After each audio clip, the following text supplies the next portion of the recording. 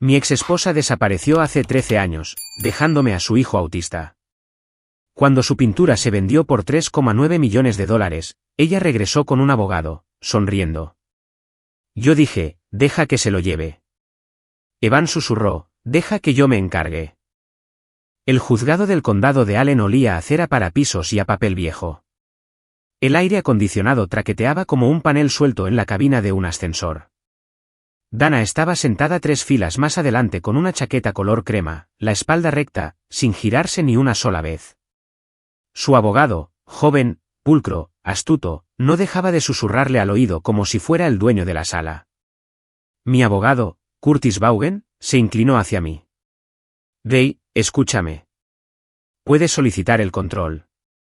Es la madre biológica. Puede argumentar que Evan no es competente para administrar el dinero. Sentí un nudo en la garganta. 13 años luchando con uñas y dientes, y ahora esto. Deja que se lo lleve, dije, porque estaba cansado de luchar y aterrorizado de perder a Evan en público. Curtis parpadeó. Ray. La mano de Evan tocó mi antebrazo, ligera, firme. No miró a Dana. Contempló la veta de la madera del banco como si contuviera instrucciones. Se inclinó, con la voz tranquila y plana de esa manera que los extraños malinterpretan. Deja que yo me encargue. Ese susurro me arrastró al pasado, a la noche en que Dana salió de nuestra pequeña casa de una planta en Fort Wayne como si saliera de una mala película para entrar en una mejor. Era finales de octubre. El viento empujaba el revestimiento. La lluvia repiqueteaba en el techo del porche. Acababa de llegar a casa de un trabajo en el centro, un hotel, un relé atascado en una vieja unidad Otis, todavía oliendo a aceite de máquina y sudor. Evan tenía 4 años entonces. Sin palabras, solo rutinas. La misma emisora de PBS, el mismo volumen. Sándwich de mantequilla de cacahuete cortado en 2 triángulos exactos. Coches de juguete alineados en la mesa de centro, de rojo a azul, parachoques con parachoques, como un desfile silencioso. Dana llegó tarde, primero su perfume, caro, floral, fuera de lugar en nuestra cocina. La puerta principal se cerró de golpe. Evan se sacudió como si hubiera recibido una descarga, llevándose las manos a los oídos. El balanceo comenzó, rápido y tenso. Hizo ese pequeño sonido de hipo que significaba que el pánico estaba aumentando. Dana, dije, manteniendo la voz baja. ¿Tranquila? Él está. Estoy en mi propia casa, Ray, espetó, quitándose los tacones. Uno golpeó el zócalo con un golpe hueco. Estoy harta de andar de puntillas. Me dejé caer en la alfombra junto a Evan y tarareé la melodía de 3 notas que generalmente lo calmaba. Mi hombro tocó el suyo. Su respiración se entrecortó, luego intentó igualar la mía. Dana nos observaba como si fuéramos un desastre que había pisado. Mírate, dijo. Te estás convirtiendo en él. Eso dolió más de lo que debería, porque una parte de mí ya estaba encogiendo mi mundo para adaptarlo a las necesidades de Evan, porque alguien tenía que hacerlo. ¿De qué se trata esto realmente?, pregunté. Ella cogió su bolso de la encimera. Las llaves tintinearon, demasiado fuerte. He conocido a alguien, dijo, como si anunciara que había encontrado un trabajo mejor. Se me secó la boca. ¿Quién? No importa, dijo, y luego suavizó la voz, como si la hubiera ensayado. Es estable.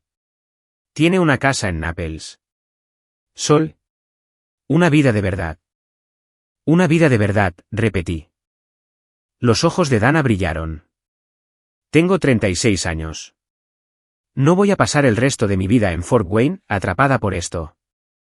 Este es tu hijo, dije y señalé sin querer. Evan la espió a través de sus dedos, con los ojos enormes, intentando descifrar su tono. Dana se estremeció como si la palabra hijo le quemara. Es mi hijo, repitió, pero sonó como si estuviera probándose la frase. Evan se levantó y buscó mi mano. Necesitaba un ancla. Se la di. Dana miró más allá de él. Quédatelo tú, dijo. Se te da bien eso de hacerte el mártir. No soy un mártir, dije, con la voz temblorosa. Soy un esposo. Soy un padre. Dana se detuvo. Pasó a nuestro lado por el pasillo. Clics de tacones. Chirrido de la puerta del armario. Golpe de cajón. El sonido de la cremallera de una maleta. Afuera, los faros iluminaron la pared del salón. Un todoterreno negro esperaba en la acera con el motor en marcha. La lluvia rayaba la ventana como si el cristal estuviera llorando. Ya lo habías llamado, dije. Ella no lo negó. Regresó con una pequeña maleta y su teléfono en la mano. Su rostro estaba serio, como si hubiera hecho las paces consigo misma y nos hubiera dejado al resto para sufrir. Evan estaba en el pasillo agarrando su manta roja, con los labios apretados. Hizo un sonido diminuto, no un llanto, más bien una pregunta para la que no tenía palabras. Dana no se arrodilló, no le tocó el pelo, ni siquiera dijo su nombre. Se detuvo en la puerta principal, y el aire frío entró de golpe. Por un segundo, miró hacia atrás, y yo esperé cualquier cosa, una disculpa, una promesa, incluso una mentira. ¿Estarás bien, Ray?, dijo en su lugar. Siempre resuelves las cosas. Luego salió a la lluvia. La puerta del todoterreno se cerró con un golpe sordo. Los neumáticos sisearon sobre el pavimento mojado y las luces traseras se desvanecieron en un rojo sangrante calle abajo hasta desaparecer. Me quedé en la puerta sosteniendo a Evan mientras la televisión seguía parloteando sobre letras y colores como si nada hubiera pasado. Me temblaban las manos. Todo el cuerpo de Evan temblaba contra mi pecho. Esa noche, me senté en la mesa de la cocina y escuché el gemido del horno al encenderse. Miré el horario en la nevera, terapia el martes, preescolar el miércoles, y me di cuenta de que cada casilla ahora me pertenecía. No sabía entonces que Evan encontraría la paz en la pintura. No sabía que un lienzo algún día valdría 3,9 millones de dólares. Solo sabía que una madre se había ido y un niño la había visto marchar. 13 años después, Dana regresó sonriendo como si hubiera perdido una maleta, no un hijo. Después de nuestra primera reunión con Curtis, intenté mantener las cosas con normalidad. Corté el sándwich de Evan en triángulos perfectos. Coloqué sus pinceles en una fila ordenada. En la silenciosa cocina, el único sonido era el suave crujido del papel de la carpeta de Curtis y el zumbido constante de la nevera. Evan masticaba lentamente, con los ojos bajos. Luego habló sin levantar la vista. Deberíamos reunirnos con ella otra vez, dijo. Se me encogió el estómago. Evan, no tienes que hacerlo. Levantó la mirada, y era firme como un nivel en una obra. Sí, dijo. ¿Lugar público? Luego, más bajo, como un secreto solo para mí, una vez más.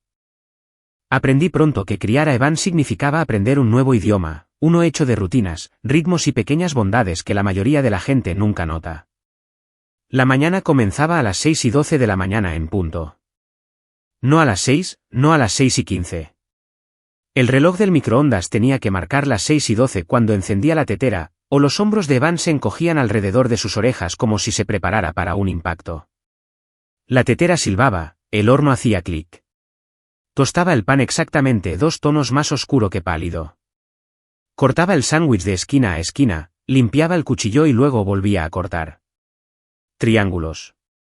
Siempre triángulos. Si lo hacía mal, aunque fuera por un pelo, Evan no gritaba. Se quedaba paralizado. Su respiración se volvía superficial. Sus ojos se desviaban hacia la ventana como si buscara una salida de su propia piel. Así que aprendí. Me ajusté. Reduje la velocidad. Así era el amor para nosotros. Ajustes silenciosos. Nadie aplaudía. El supermercado era lo más difícil. Meijer en Coliseum Boulevard. Luces fluorescentes zumbando como insectos furiosos. Ruedas de los carritos chirriando. El bip bip de los escáneres perforando el aire. Evan se tapaba los oídos con las manos y se mecía, un sonido grave vibrando en su pecho. La gente miraba. Algunos susurraban. Una mujer una vez se inclinó y dijo, ¿ha probado con la disciplina? Le sonreí como si me acabara de ofrecer un chicle en un funeral. Sobrevivimos esos años recibo a recibo, cita a cita, noche en vela a noche en vela. Terapia los martes, reuniones escolares donde los acrónimos volaban como dardos, PI, TND. Y yo asentía como si lo entendiera todo. Las facturas se acumulaban en una caja de zapatos junto a la puerta. Mis manos se volvieron más ásperas, con los nudillos agrietados por años de acarrear cables y arreglar puertas que no querían abrirse. Dana nunca llamó. Ni en el cumpleaños de Evan. Ni cuando perdió su primer diente. Ni cuando aprendió a atarse los zapatos a los 11 años y se quedó allí, radiante, como si hubiera escalado el Everest. Envió una tarjeta en 13 años. Sin remitente, solo mamá con una letra enrevesada.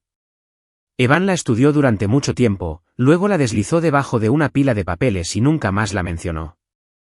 Fue la pintura lo que finalmente le dio algo de calma. Lo encontré una tarde en el garaje, sentado con las piernas cruzadas en el hormigón, un juego de acuarelas barato que había comprado en oferta extendido como herramientas. No pintaba cuadros como suelen hacer los niños. Ni casas, ni árboles. Pintó una esquina de la pared del garaje, la grieta que corría como un rayo desde el suelo hacia la caja de fusibles. Lo pintó con cuidado, con paciencia, como si estuviera documentando algo importante. El pincel hacía un suave siseo contra el papel. El agua goteaba en un vaso de plástico con un tic-tac constante. El garaje olía a aceite y cartón húmedo. Observé desde la puerta y no interrumpí. A partir de entonces, la pintura se convirtió en parte de la rutina. Después de la escuela, antes de la cena, el mismo taburete, la misma luz. Evan alineaba sus pinceles por orden de tamaño. Si uno estaba fuera de lugar, lo arreglaba sin decir palabra. Cuando pintaba, el resto del mundo se desvanecía. La televisión podía estar encendida, el teléfono podía sonar. Él no se inmutaba. Sus temas seguían siendo extraños, primeros planos, detalles, un candado oxidado en un cobertizo, los números de un contador de servicios públicos, una mancha en una loseta del techo con forma de continente. No imaginaba cosas. Las registraba. Los profesores se dieron cuenta. Un instructor de arte del Instituto Northside me apartó y dijo, su hijo ve de manera diferente. Asentí. Llevaba años sabiéndolo. Cuando la Galería de Chicago llamó, pensé que era una broma. La mujer al teléfono hablaba rápido y con cuidado, como si temiera que colgara. Mencionó una subasta, interés, coleccionistas. Me apoyé en la encimera de la cocina y escuché el zumbido de la nevera mientras ella decía cifras que no tenían sentido. 3,9 millones de dólares. Me senté de golpe. Evan siguió pintando. El dinero no lo cambió. Si acaso, lo volvió más silencioso.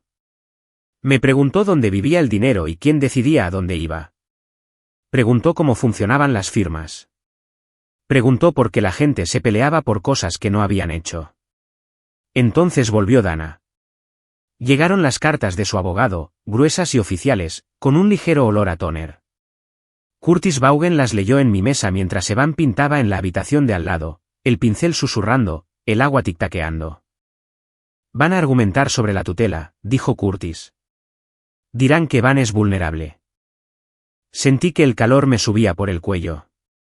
No es un niño. Lo sé, dijo Curtis con amabilidad, pero puede que el tribunal no lo vea así. Esa noche, Evan no pintó. Se sentó en la mesa de la cocina con una pila de carpetas viejas que no había abierto en años, expedientes escolares, notas de terapia, facturas médicas. Las ordenó por año, alisando cada página como si importara.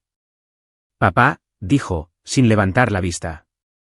Cuando alguien se va, también deja atrás sus derechos. Se me oprimió el pecho. ¿Depende? ¿De qué?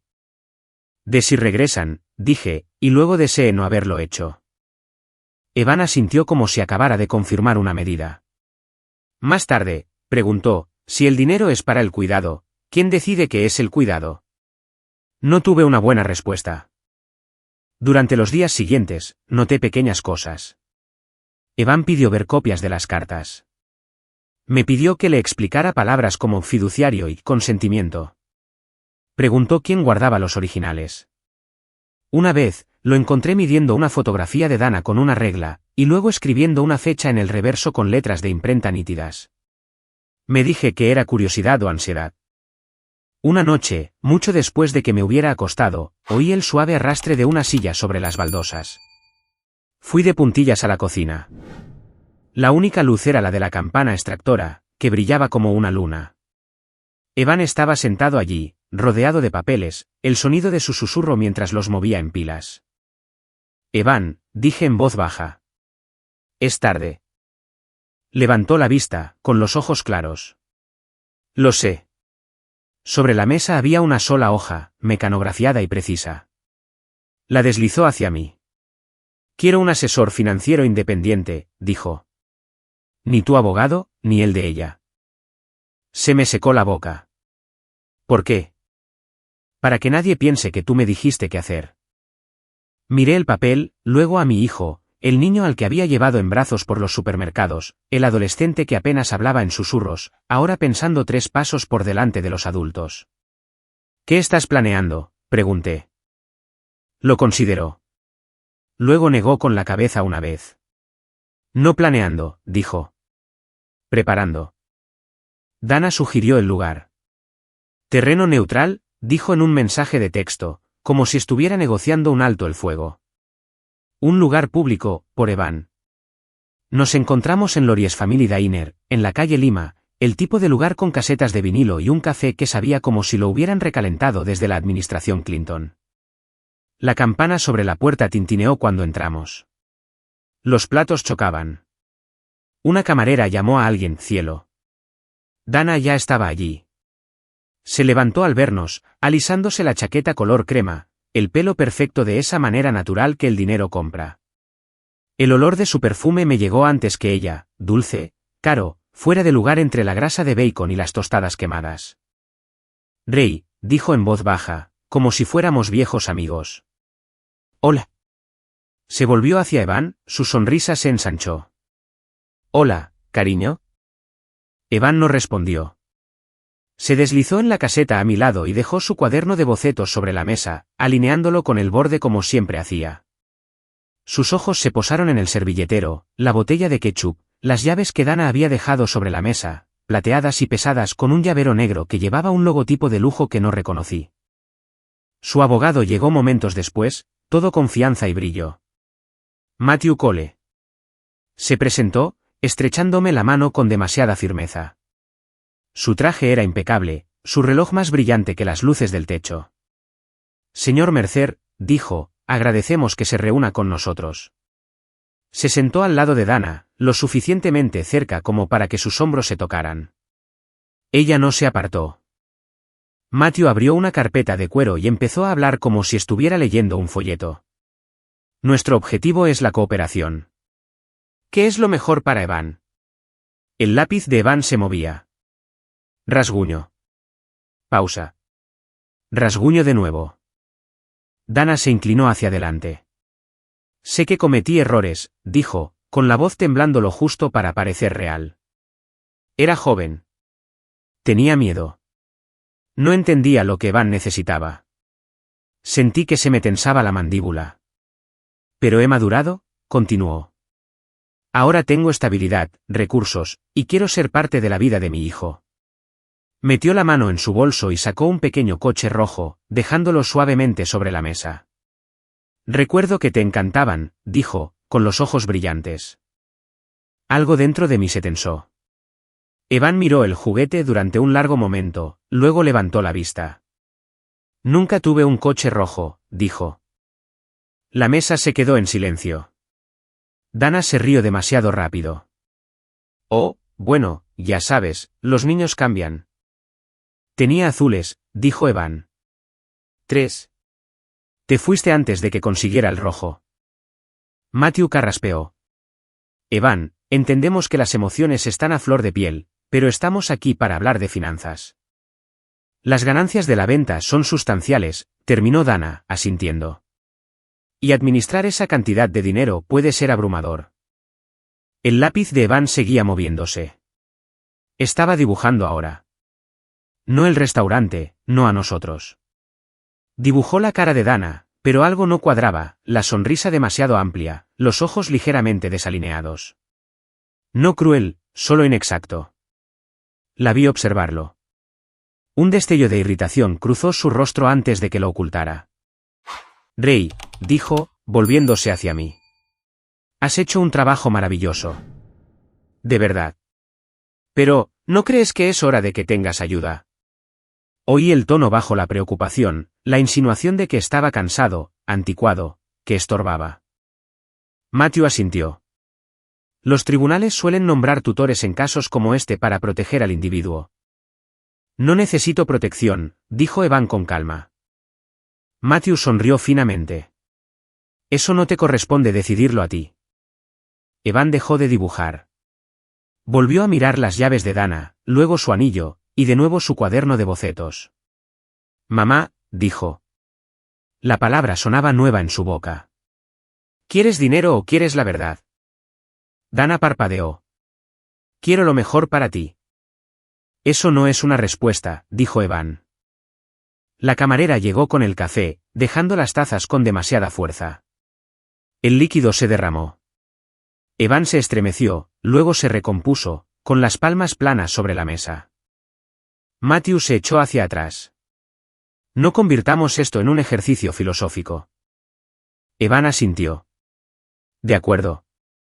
Cerró su cuaderno de bocetos. El sonido fue definitivo. Nos fuimos poco después.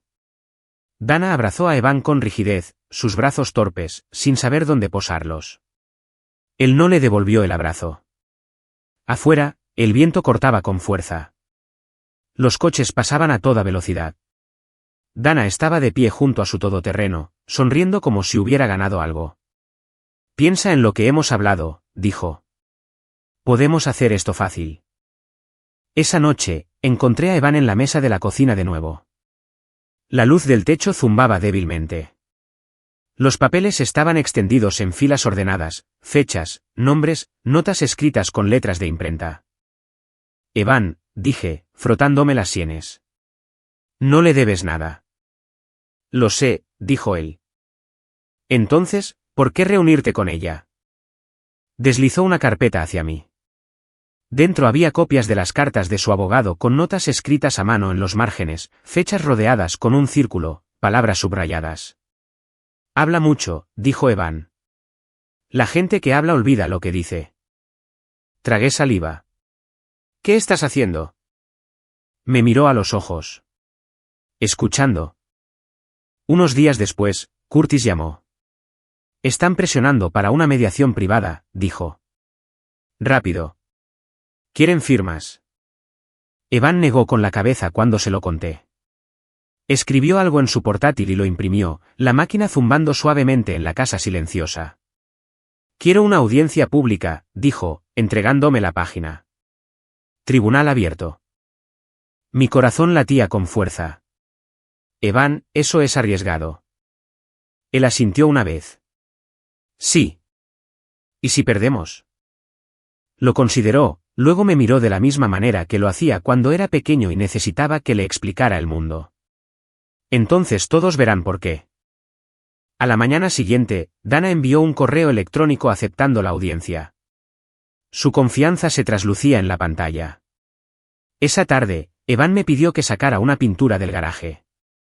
No la más grande, no la de color, una pieza pequeña, tonos grises, líneas nítidas, una imagen de una pared, un candado y una sombra que se extendía justo fuera del encuadre. Trae esto, dijo. ¿Solo esto? La miré, inquieto. ¿Por qué esta?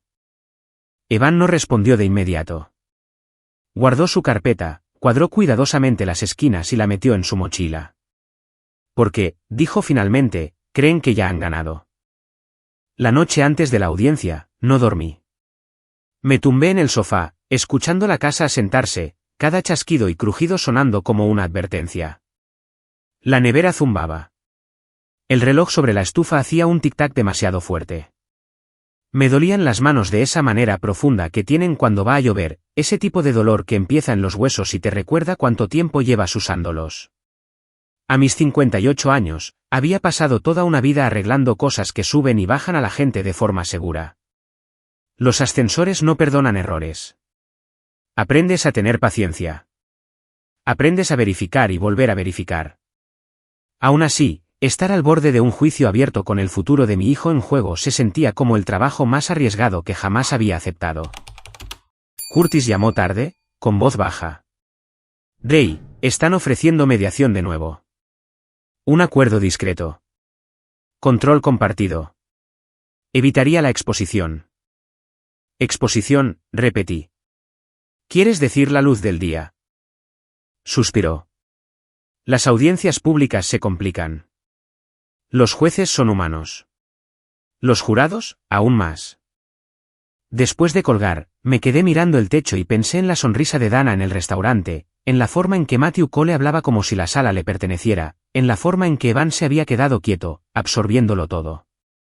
Hacia la medianoche, oí abrirse la puerta de Evan. Pasos suaves.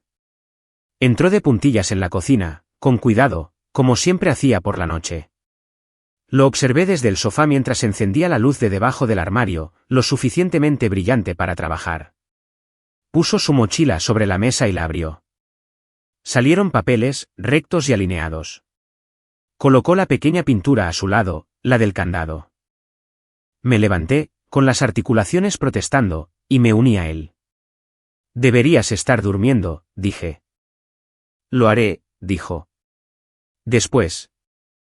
¿Después de qué? No me miró. Revisó su lista, tachando algo con una línea nítida y deliberada. Evan, dije suavemente. Necesito saber qué estás haciendo si esto sale mal. Se detuvo lentamente. Se giró para mirarme. Papá, dijo, y no había prisa en su voz. ¿Tú arreglas ascensores? Parpadeé. Sí.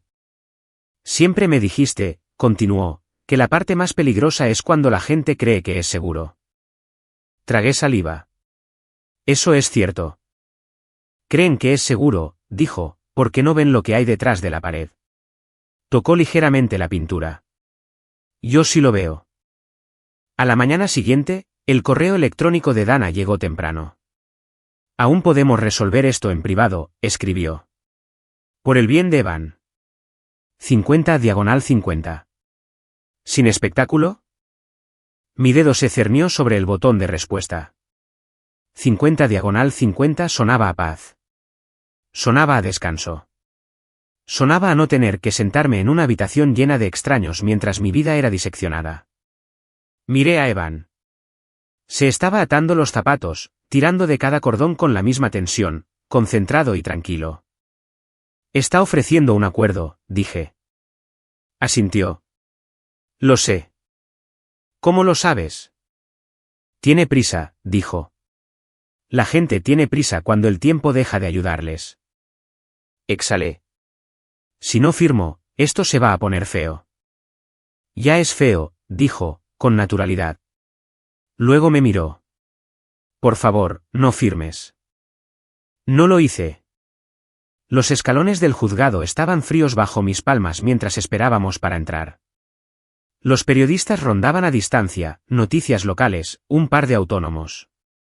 Odiaba esa parte, odiaba que la cara de Evan pudiera acabar en una pantalla con palabras como adolescente autista y humillones pegadas como cebo. Dana llegó con un traje gris a medida, flanqueada por Matthew. Me dedicó una sonrisa tensa que no llegó a sus ojos. Ray, dijo. Última oportunidad. Evan estaba a mi lado, con la mochila a la espalda, la pintura envuelta cuidadosamente en papel marrón bajo el brazo. Dentro, la sala del tribunal olía a polvo y limpiador de limón. El estrado del juez se alzaba imponente. El murmullo de voces subía y bajaba como el agua. Curtis se inclinó. Una vez que esto empiece, no podremos controlar la narrativa. Lo sé, dije. Dana tomó asiento y cruzó las piernas. Parecía relajada, segura de sí misma, como alguien que creía que el sistema siempre había funcionado a su favor. El juez llamó el caso. Las voces se acallaron. Las sillas rasparon el suelo. Matthew habló primero, suave como el cristal. Habló de preocupación, de protección, de las limitaciones de Evan, del arrepentimiento y la madurez de Dana.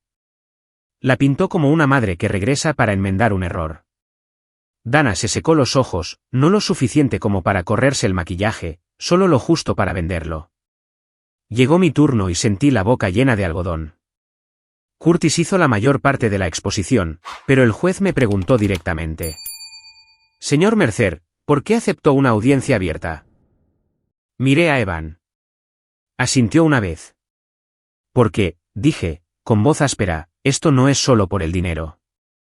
Es por lo que pasó cuando mi esposa se fue y quién se quedó. Dana se movió. El juez se volvió hacia Evan. Joven, ¿entiende lo que está pasando aquí? Evan se puso de pie. La sala pareció inclinarse hacia él. Sí, dijo. Matthew se levantó de inmediato. Señoría, dada la condición de Evan, cuestionamos si. Entiendo, dijo Evan de nuevo, con calma. El juez levantó una mano. Yo decidiré quién habla. Evan respiró hondo. No se apresuró. No actuó. Simplemente abrió su carpeta. Empezó con fechas. Sencillas, claras. Cuando se fue Dana, cuando no devolvió las llamadas, cuando faltó a las reuniones, cuando Ray firmó solo. Cada página hacía un sonido silencioso al dejarla sobre la mesa. Papel sobre madera. Firme. Matthew intentó interrumpir. El juez lo silenció. Luego Evan desenvolvió la pintura. El papel crujió suavemente. La sala se inclinó para ver. La sostuvo en alto, sin dramatismo, no muy alta, solo lo suficiente para que el juez la viera. Por esto pinto, dijo Evan. No pinto sentimientos. Pinto hechos. Dana frunció el ceño. Ese candado, continuó Evan, señalando, está en una propiedad de alquiler en Naples. El número de serie es visible. Fue reemplazado sin permiso. Matthew se burló.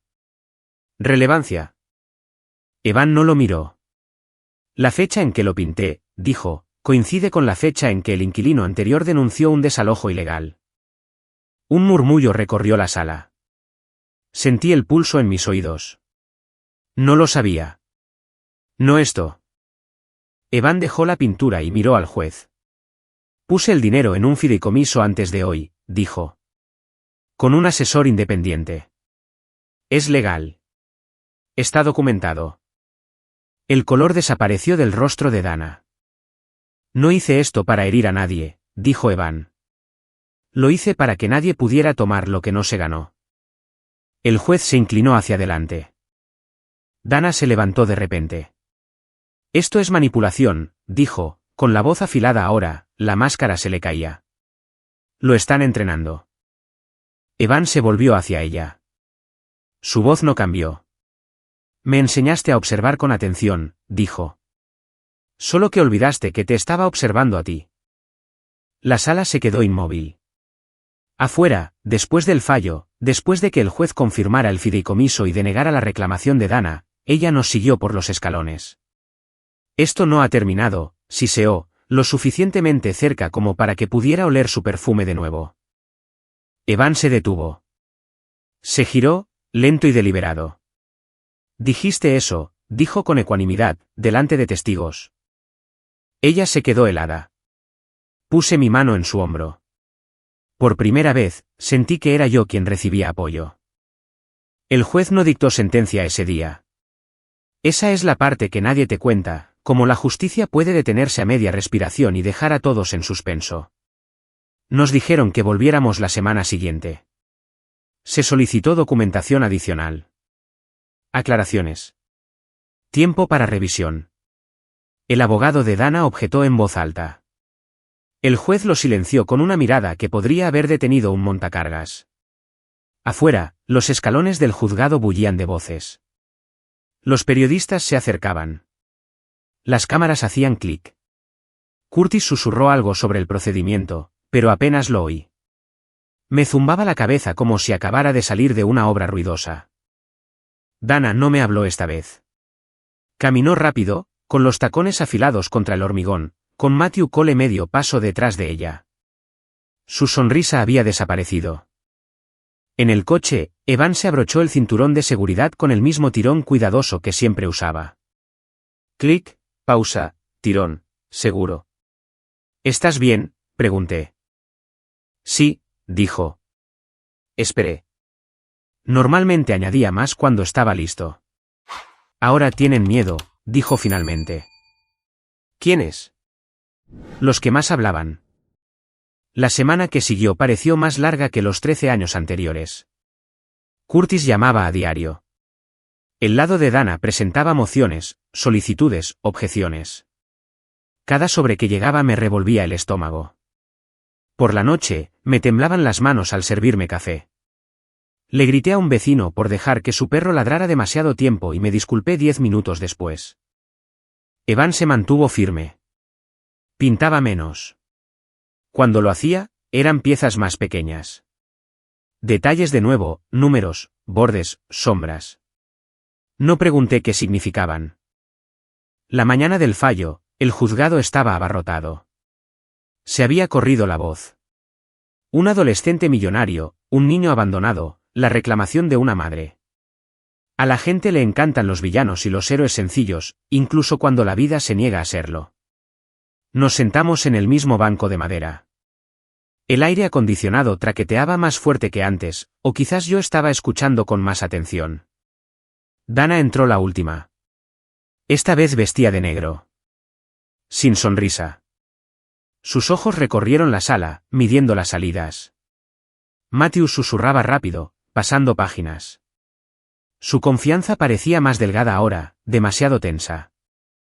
El juez ocupó su estrado. La sala se levantó y luego se sentó. Este tribunal ha revisado las pruebas, comenzó el juez, con voz ecuánime. La documentación presentada por el menor, Evan Calvel, es exhaustiva. Mi corazón dio un vuelco. El fideicomiso, establecido antes de la audiencia inicial, cumple con la ley estatal. Se gestiona de forma independiente. No hay base legal para disolverlo. La cabeza de Dana se levantó de golpe. Además, continuó el juez, el tribunal no encuentra motivos para la tutela de las finanzas del menor por parte de la peticionaria. Un murmullo recorrió la sala. Dana se levantó. Señoría. El juez levantó una mano. Siéntese. Ella lo hizo, lentamente. Su rostro estaba rígido ahora, toda suavidad desaparecida. Este tribunal también observa, dijo el juez, con los ojos fijos en Dana, que el abandono no se borra con un arrepentimiento expresado después de que el beneficio económico se hace evidente. Eso cayó como un peso muerto. Niego la petición en su totalidad. Por un momento, nadie se movió. Luego el sonido volvió de golpe, jadeos, susurros, el raspado de las sillas. La pluma de un periodista rasgaba furiosamente el papel. Evan exhaló solo una vez. Me di cuenta de que había estado conteniendo la respiración. Dana no lloró. Se levantó, recogiendo su bolso con manos temblorosas, y se volvió hacia Evan. Su voz atravesó el ruido, aguda y quebradiza. «¿Crees que has ganado?», dijo. «No sabes lo que has hecho». Evan la miró. La miró de verdad. Luego habló, claro y tranquilo, cada palabra medida. «Sé exactamente lo que he hecho», dijo. «Me aseguré de que la verdad permaneciera donde todos pudieran verla». La sala volvió a sentirse silenciosa. La boca de Dana se abrió y luego se cerró.